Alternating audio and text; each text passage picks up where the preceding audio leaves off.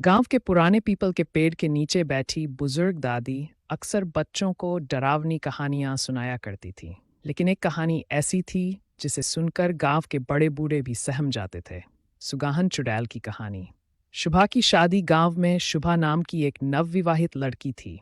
उसकी शादी बड़े धूमधाम से हुई थी और वह अपने पति रमेश के साथ बहुत खुश थी। लेकिन शादी के कुछ ही दिनों बाद गांव में एक अजीब घटना घटी। हर पूर्णिमा की रात कोई न कोई औरत रहस्यमय तरीके से गायब हो जाती थी। गांव के लोग डरने लगे, पर किसी को कुछ समझ नहीं आ रहा था। एक दिन रमेश को दूर शहर जाना पड़ा और शुभा को अकेले ही घर पर रहना पड़ा। उसकी सास ने समझाया, बेटी रात को दरवाजा मत खोलना, चाहे कोई भी पुकारे। शुभा ने सिर हिला दिया, लेकिन उसे क्या पता था कि उस रात उसकी जिंदगी हमेशा के लिए बदल जाएगी। रात का रहस्य। आधी रात को दरवाजे पर किसी ने दस्तक दी। आवाज आई, शुभा दरवाजा खोलो, मैं तुम्हारी सहेली राधा हूं। शुभा चौंक गई। राधा तो पास के गांव में रहती थी, वह इतनी रात का यहां कैसे आ सकती है? लेकिन आवाज जानी पहचानी थी, तो उसने धीरे धीरे दरवाजा खोल दिया। जैसे ही दरवाजा खुला, एक काली परछाई तेजी से अंदर घुसी। वह कोई और नहीं बल्कि सुगाहन चुड़ैल थी। उसका चेहरा जुर्रीदार था, लाल आंखें जल रही थी और लंबे नुकीले दांत बाहर निकले हुए थे। वह चुड़ैल सिर्फ उन्हीं नवविवाहित औरतों को निशाना बनाती थी जो अपने पति की लंबी उम्र की कामना करती थीं, क्योंकि वह खुद अपने पति की मौत के बाद चुड़ैल बन गई थी और अब हर सुहागन से उसकी मांग का सिंदूर छीनना चाहती थी। शुभा की सूझबूझ। शुभा ने तुरंत एक जलता हुआ दीपक उठा लिया और चुड़ैल के सामने कर दिया। आग देखकर चुड़ैल चीखने लगी और पीछे हटने लगी।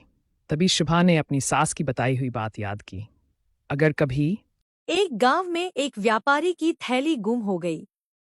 उसने ऐलान किया कि जो थैली लौटाएगा उसे 50 रुपए इनाम मिलेगा। थैली एक गरीब मजदूर को मिली, जिसमें 500 रुपए थे। मजदूर ईमानदार था। वह थैली लेकर व्यापारी के पास पहुंचा।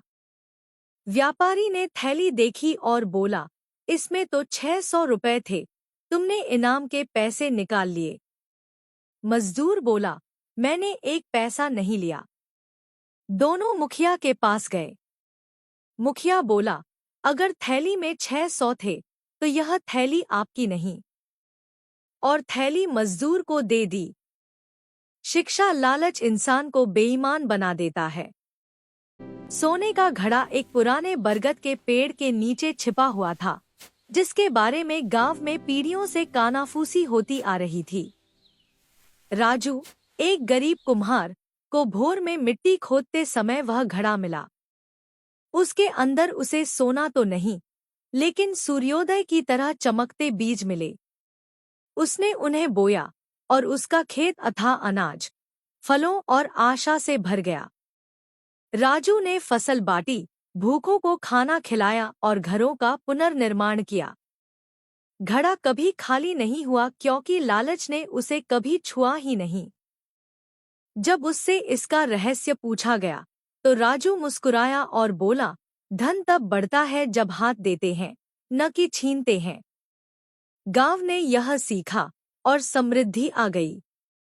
शांति लौट आई, हंसी गूंज उठी और बच्चे उज्जवल भविष्य के सपने देखने लगे।